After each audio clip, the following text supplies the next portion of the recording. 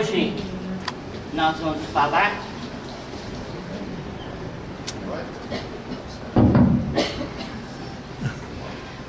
nós vamos falar sobre quem recebe. Vai lá. Putz, esses microfones. Pô.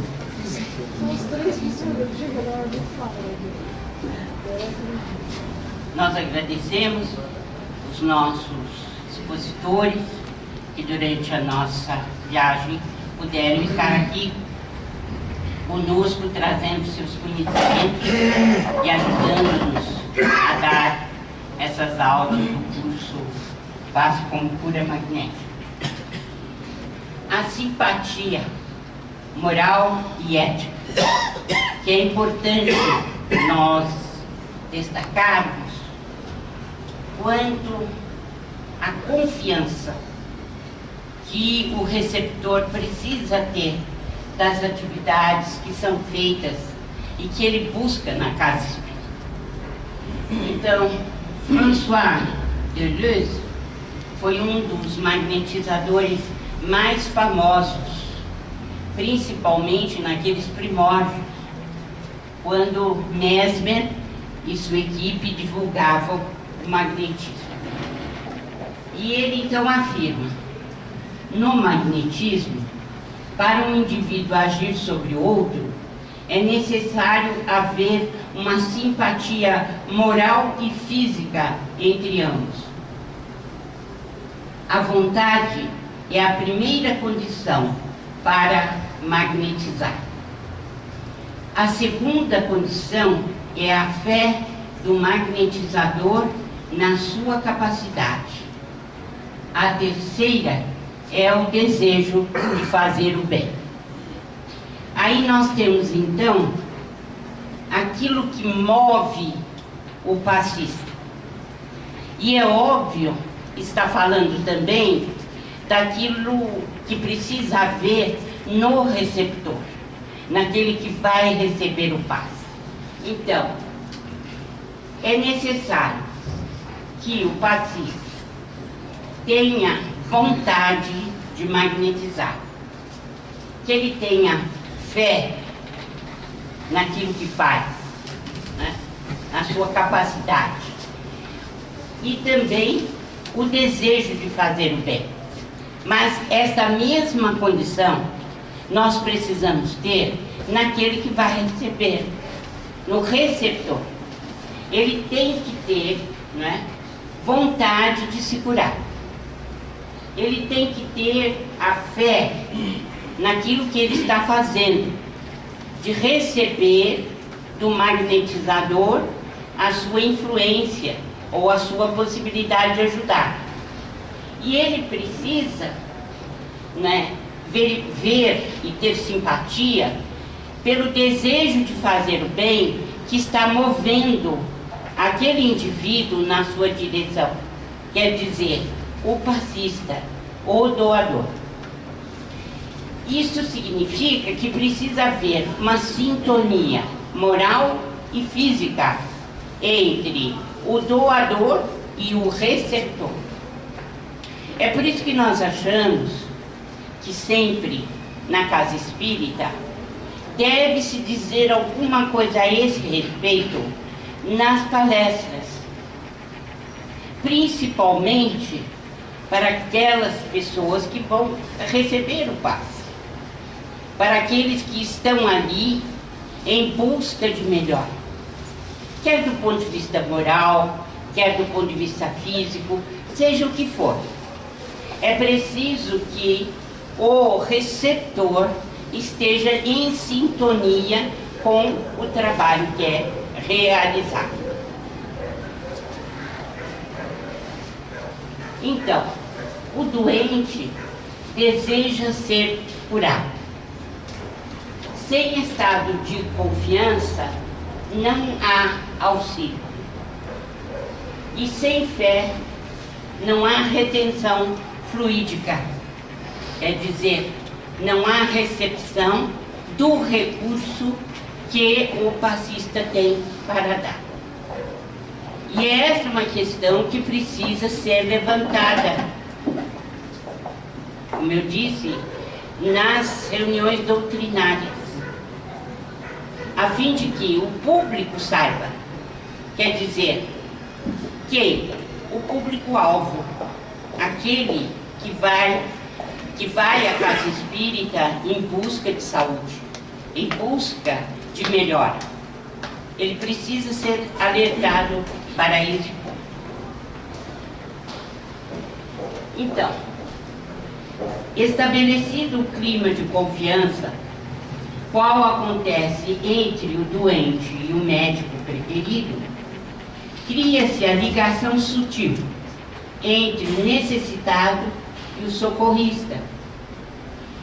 E por semelhante elo de forças, ainda imponderáveis no mundo, verte o auxílio da esfera superior na medida dos créditos de um e de outro.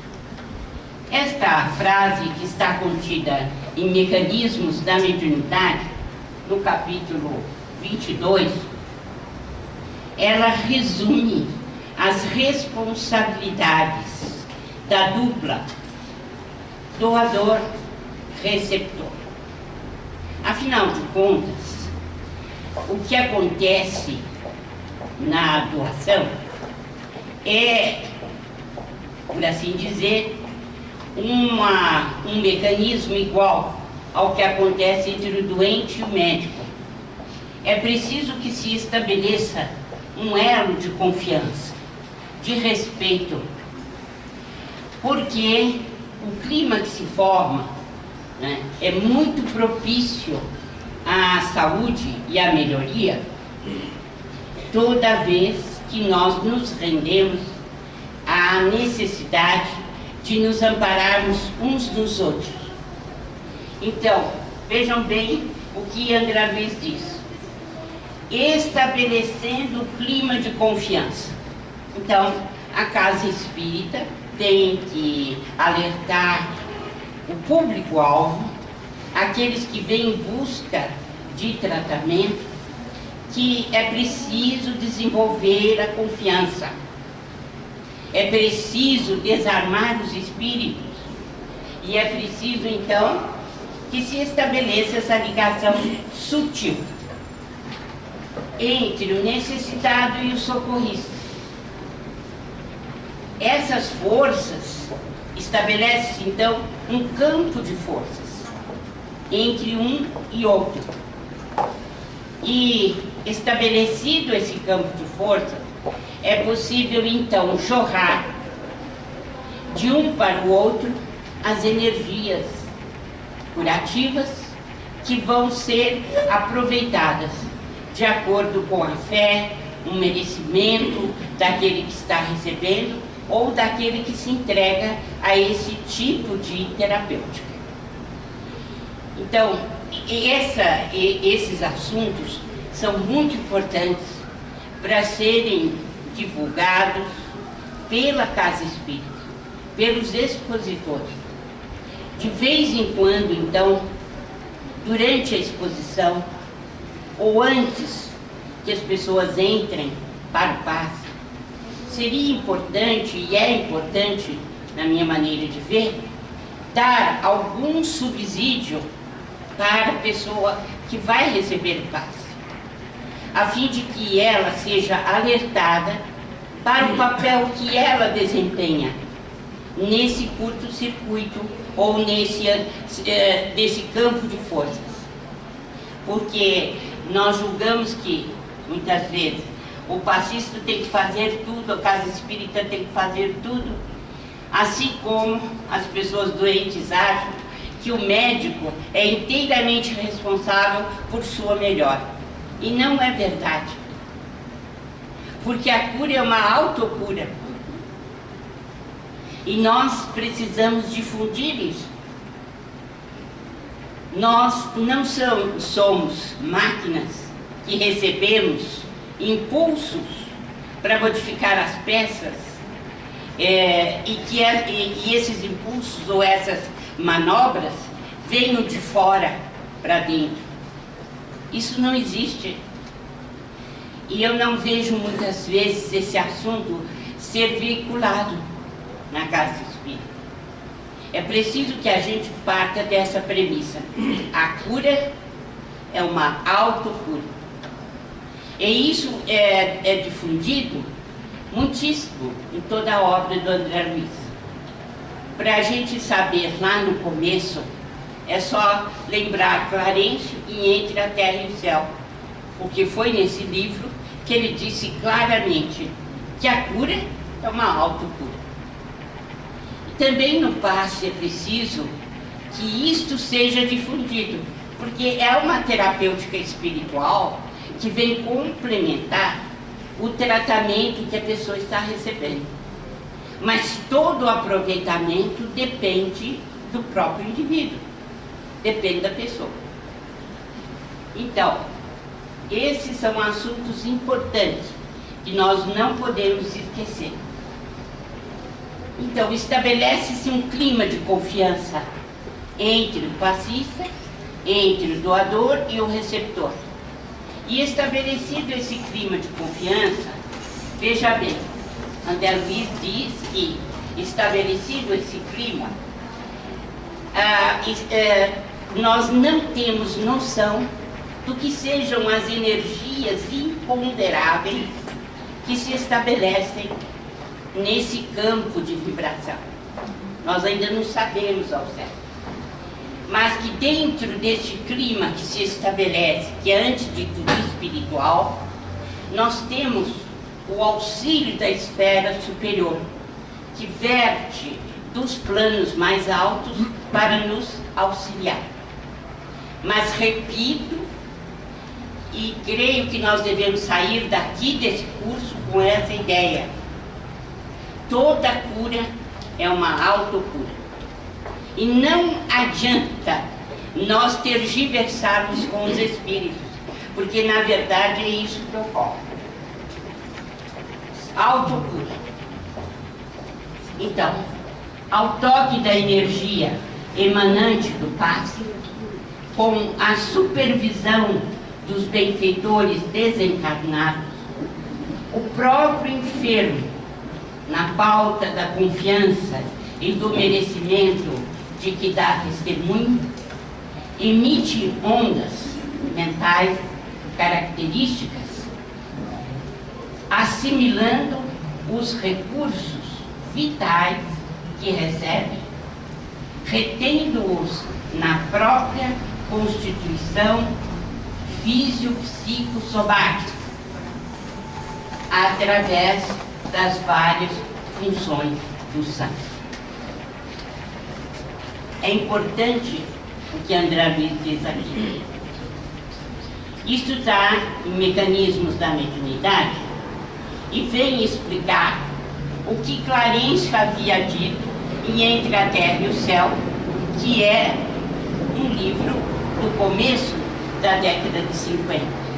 E aqui nós sabemos que os Mecanismos da Mediunidade, esse livro, ele saiu em 1959, 60. Então, neste livro, nós temos a explicação daquilo que o Clarencio disse em Entre a Terra e o Céu. E o que ele falou? Então, ele diz que o passe tem uma energia natural, que emana do passista.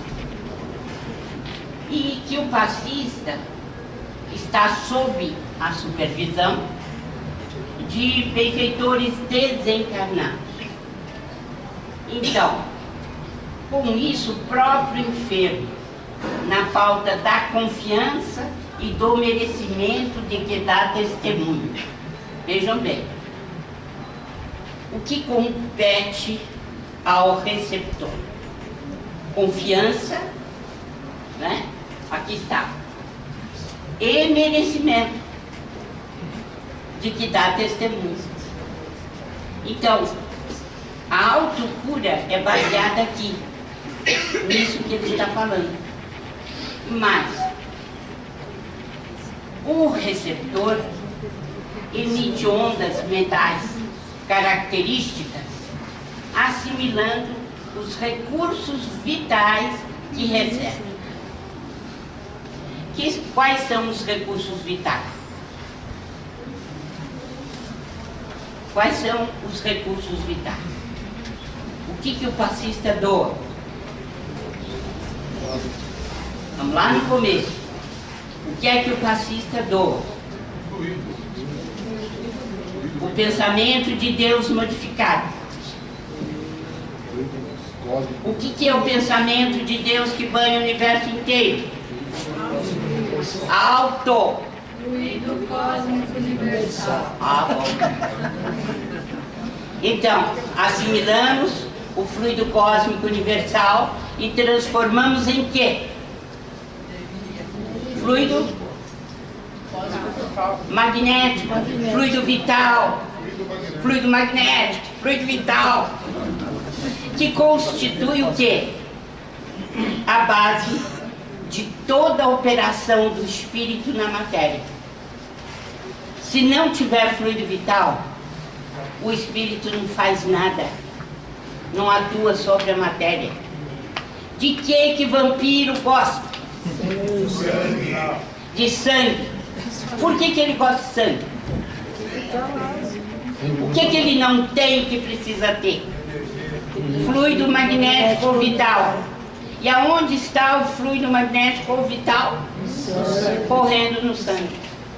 Então, a resposta dele é a seguinte: assimilando os recursos vitais que recebe.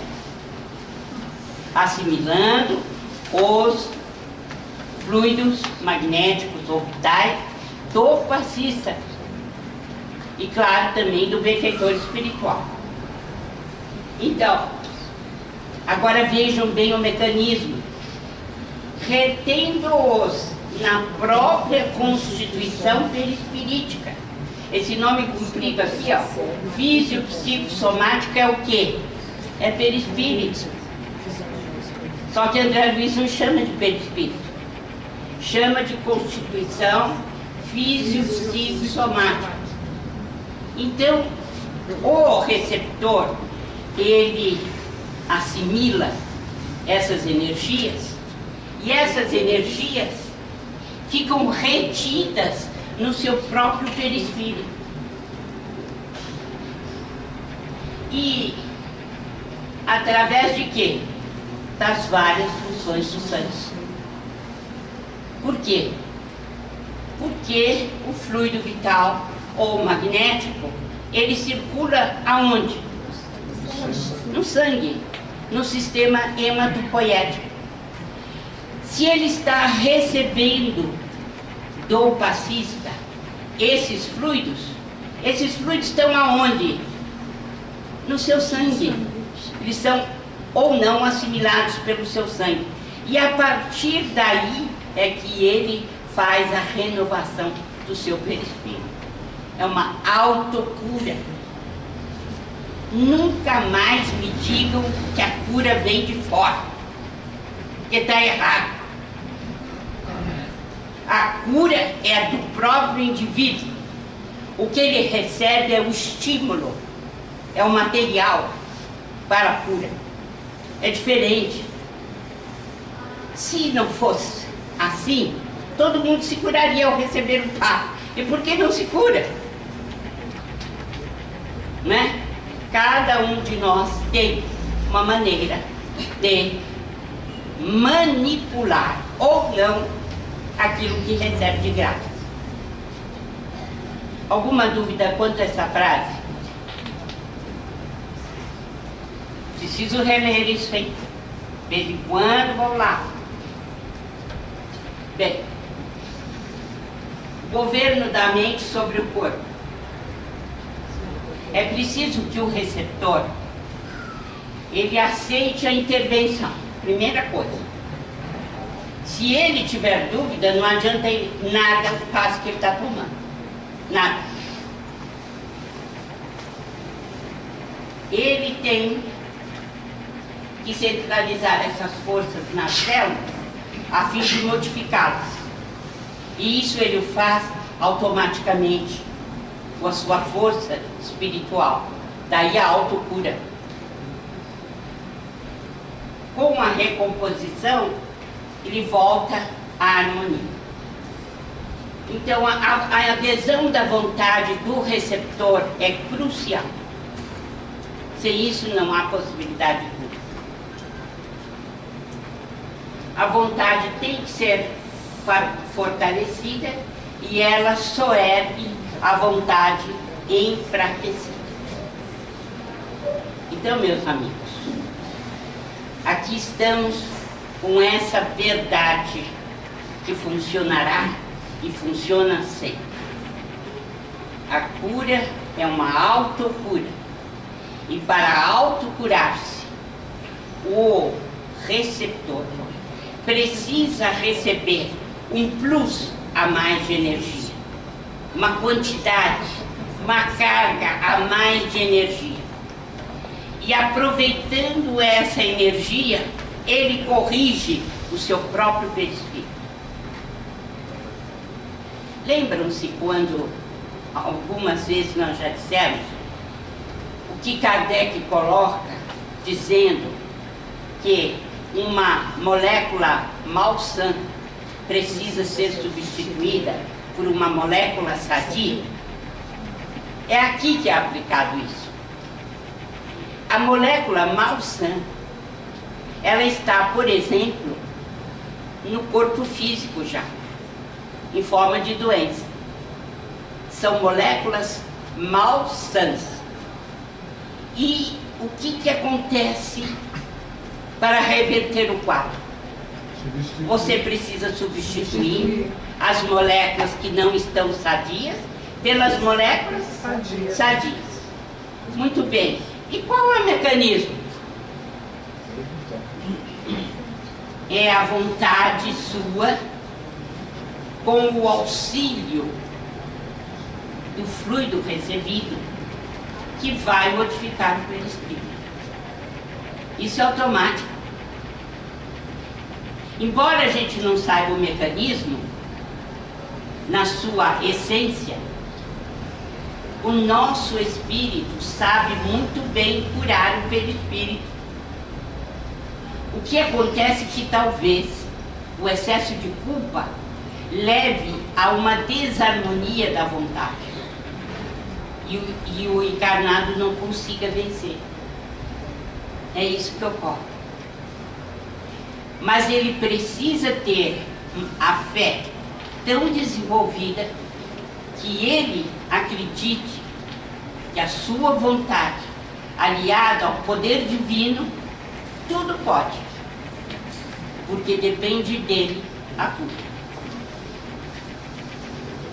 Então, essa questão da vontade que pode ser fortalecida é justamente o auxílio do passista ao receptor.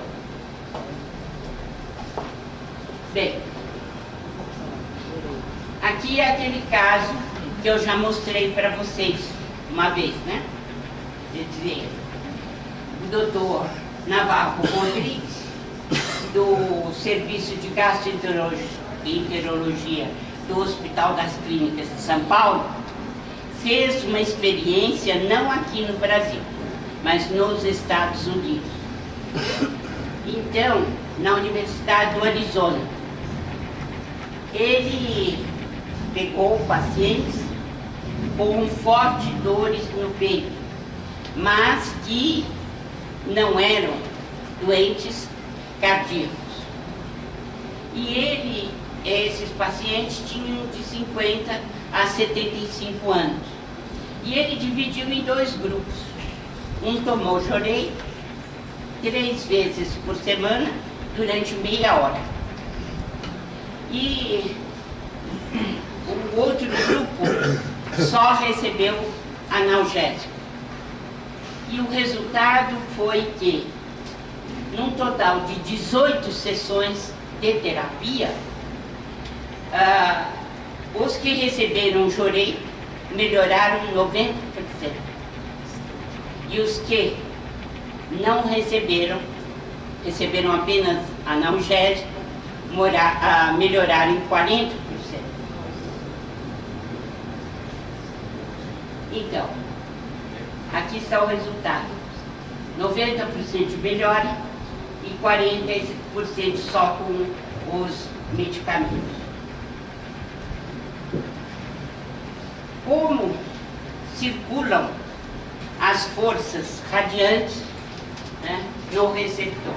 É o mesmo sistema das forças radiantes no doador. Primeiramente na cabeça do beneficiário. Ele recebe o influxo naquilo que nós conhecemos como sendo o centro coronário, o mais importante centro perispírito. E o pensamento que tem que ser colocado nessa direção, doação-recepção. São vistas pelos videntes as chispas luminosas que saem das mãos dos passistas. Essas chispas não são mais, nada menos, nada mais do que a energia vital ou fluido magnético. Na verdade, não importam os gestos dos passistas. A ligação sutil se dá entre doador e receptor. Quanto mais intensa for a adesão, é o próprio enfermo, mais possibilidade o enfermo tem de se curar, e é o próprio enfermo que se cura. Nós gostaríamos de ter isto sempre presente, como lembretes, em todas as sessões em que são dados os passos. Pequenos lembretes ao público dessa necessidade, desses tópicos que são tão importantes no tratamento.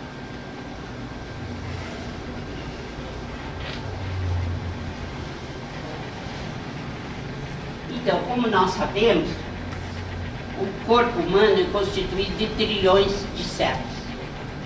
E é de se deduzir, pelo que os espíritos têm ensinado, que o perispírito também é constituído de trilhões de células. Então, o que acontece é que as células do perispírito podem receber, então, o empréstimo de fluido vital. O influxo de energias fazem com que as oscilações mentais se condensem mecanicamente na direção do trabalho restaurativo, passando a sugeri-lo às entidades celulares do veículo em que se expressa. Então, aqui é bom recordar que desde tempos imemoriais, as células, isso desde que éramos unicelulares, as células nasceram para obedecer. Obedecer o princípio inteligente ou o espírito. Pois bem, quando nós emprestamos fluido vital de outrem e que vai nos auxiliar, o que ocorre é que essas energias chegam como um ganho a mais que a pessoa tem. E o espírito, através da vontade, ordena a essas células que aproveitem esse fluido e se modifiquem. Isso é possível porque há uma ligação muito íntima entre o espírito e os trilhões de células, tanto do perispírito quanto do corpo espiritual. A partir da ordem enviada pelo espírito, nós temos a modificação das células quase que automaticamente, porque elas nasceram para obedecer. E obedecem, vejam vocês, há milhões de anos. Elas nasceram para isso. Então, a célula não tem vontade própria. Ela obedece o comando do espírito. Bem, e isto se diz, o trabalho restaurativo é mecânico, é automático. Isto se nós tomarmos do material restaurativo que nos foi oferecido e trabalharmos no sentido do equilíbrio. para fazer isso, é preciso não ter complexo de culpa muito apurado. Porque, em geral, o complexo de culpa impede que a gente harmonize o perispírito. Então, o espírito centralizará as próprias radiações sobre as células. A partir daí, ele regula e corrige as suas atividades. Em resumo, é esse o mecanismo de cura. É sempre a ordem que parte do espírito. E como ele tem um material a mais em fluido vital para a restauração dessas células, se ele ordenar, as células vão obedecer. E por que a gente não ordena? Por quê? É essa questão que nós temos que ver. O que a fé significa na nossa vida, o que é merecimento. Tudo isso é analisado, deve ser analisado para a gente compreender o mecanismo de cura, que no fundo é a autocura. Doutora Maria, a própria deterioração da célula é um comando do espírito? É. É um comando do espírito. É um comando do espírito. O espírito não consegue harmonizá-las. Ainda a decadência. É. Por suas atitudes, por seu gesto do presente e do passado. Porque às vezes lá do passado vem para o presente, né, as vibrações produzidas. E essas vibrações vão fazer com que o próprio espírito não tenha o comando completo do seu corpo físico. E muitos genes, por exemplo, que não se expressam ou que estão dormitando, passam a se expressar. E se eles forem oncogenes, por exemplo, genes que trazem, né, a possibilidade de cânceres, muitas vezes surge daí a doença. Por isso que também é muito bom estudar a cronologia dos genes, a cronobiologia, né, a cronogenética. Por quê? Muitas vezes um erro cometido em um dado ano da sua vida pregressa, um crime cometido, por exemplo, aos 45 anos, vamos supor. Então, este crime pode vir à tona e pode determinar, nessa cronogenética, o aparecimento ou a expressão de genes que podem nos causar muito mal relativamente ao nosso passado. E se você tiver fé e merecimento, isso pode ser abrandado, isso pode ser, pode não ter o estrago que poderia ter, né? Pode se curar ou pode vir a óbito. Daí nós não podemos falar em doença com essa facilidade com que eu vejo às vezes se expressar. Doença é algo muito complicado. Tem muitas variáveis. Vai surgir exatamente nessa idade. Exatamente. Exatamente. Até os 45 ele não tem. Se na vida pregressa ele cometeu lá, Pode ter certeza que vai.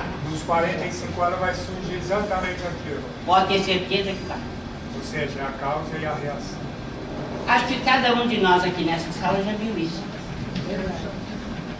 Né? Pessoa completamente saudável, e num dado momento da sua existência, tudo degringolou. Sem explicação. Não é? A lei divina, ela funciona de uma maneira tão espetacular que eu fico patética. Sinceramente, para mim, a medicina precisaria evoluir muito para descobrir tudo isso. Como é que isso acontece? Da onde vem? Né? E às vezes uma pessoa no fundo do poço, que você pensa que vai a óbito, fica totalmente curado. E outras que você julgaria que venceria com facilidade, não vence. É muito difícil você fazer qualquer previsão. Mas qual seria a melhor maneira de você estimular o receptor ou o paciente de toda essa problemática, para que ele se mobilize no sentido de concentrar-se na sua atividade de movimentar essa força dele para arrependimento, perdão, coisas assim. Se ele está com culpa de ter feito algo e agora está arrependido. Eu acho, Beth, que na maioria dos pacientes nós encontramos religiões diferentes e filosofias de vidas diferentes. Então nós teríamos que falar de uma maneira que fosse ajudar o paciente, mas sem querer impor a nossa interpretação do fato.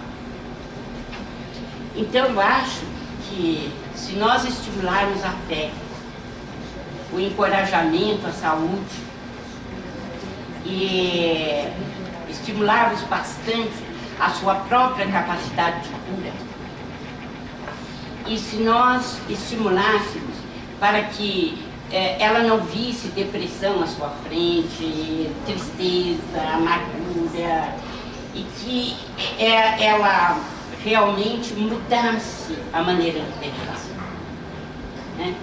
E se for uma doença crônica, às vezes os agudos a pessoa está no leito, não dá, mas eu estimularia muito a caridade. Porque de tudo que eu li na coleção André Luiz, o que eu aprendi é que é o plantio da simpatia que salva a pessoa. É isso. Quer dizer, e como é que você vai colocar simpatia na sua vida? Plantando bem. Não tem outro jeito, né? Então, ainda é válido aquilo que Allan Kardec disse, né? Fora da caridade não há salvação. Mas nós temos que fazer chegar isso de uma maneira a que não pareça que nós estamos fazendo pregação religiosa, mas estamos estimulando a saúde do paciente. Então, alguma dúvida em relação a isso?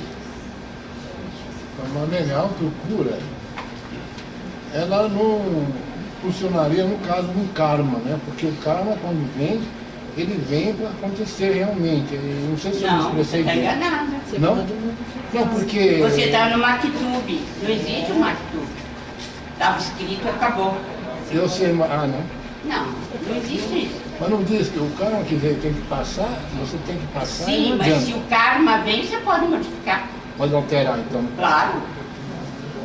Senão não teriam as curas que nós temos visto Então, por isso que aí. eu falo, porque a autocura não funcionaria Né? se fosse o caso, né? Não, a autocura funciona sempre. Seja qual for a dívida do indivíduo, da pessoa. O destino não está traçado de forma inexorável. Então, as pessoas que têm escárnio, dureza de coração, têm muita dificuldade de assimilar as forças curativas, porque as forças curativas são exatamente o contrário de tudo aquilo que ele cultiva. Porque você vive no seu campo mental com as produções suas. Por isso que cada pessoa desta sala é diferente, uma da outra. Temos experiências diferentes, cérebros diferentes. Então, muitas vezes o indivíduo tem uma resistência enorme de aceitar qualquer coisa da espiritualidade. Então essa resistência vai impedir muitas vezes da pessoa receber auxílio. Ela vai ter dificuldade. É preciso então uma atenção favorável, que é aquele campo de forças que se forma entre o doador e o receptor. Não é a fé cega, mas a submissão às leis divinas. Para isso, o indivíduo precisa respeitar e, principalmente, precisa ter recolhimento dentro de si mesmo, buscar a espiritualidade. Então, era o que nós tínhamos para o momento em relação ao receptor, que não difere muito daquilo que é prioritário para o fascista. Mas nós gostaríamos que tudo isso fosse anotado, principalmente pelas equipes socorristas, a fim de que, ao se dirigir ao público-alvo, àqueles que vão receber auxílio, para que eles se posicionem, para que tenham esse campo de força, de atração entre doador e receptor, para que a terapêutica alcance um bom resultado. Então seria aconselhável que nós tivéssemos essa orientação nas explanações daqueles que antecedem o trabalho de passe. Alguém tem alguma pergunta? Gostaria de colocar alguma coisa? Doutor.